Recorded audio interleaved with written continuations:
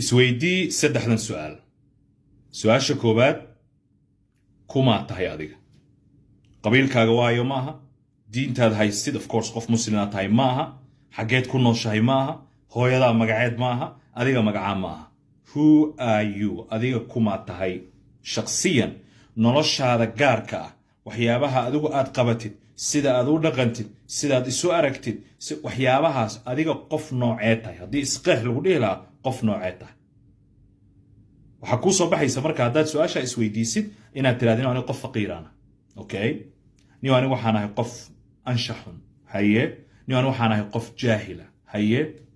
haddii sidaa ay tahay ama jawaabaha kale ha kuu soo baxaane su'aasha labaad ay isweydiinaysa waxa weeye yaad rabtaa inaad noqotid. qofka aad tahay waaba sheegtay, si fiicanaad u qeexday, nin qof is yaqaanaa tahay, waad mahadsan tahay. yaad rabtaa inaad noqotid. waxaan rabaa inaan noqdo qof hanti leh. waxaan rabaa inaan noqdo qof magac leh. waxaan rabaa inaan noqdo qof diintiisa aad u dabaqa. waxaan rabaa waxaad doontid ahaaw. waxaas aad rabtid oo fiican oo adiga xilligaas kula fiican dadku haba la xumaadaane su'aasha saddexaad ay isweydiinaysa waxa weeye waxaa si aad u gaartid maxaad ka qabataa maalin walba. maxaa shaqooyinood qabataa. maxaa activities iyo tasks iyo maxaad maalin kasta ugu sii dhawaataa gaaritaanka ujeedadaas aad lahayd. ilaa meel baad rabtaa inaad tiigsatid, meel baad u socotaa, iskama imaanayso. maxaad ka qabataa maalin walba.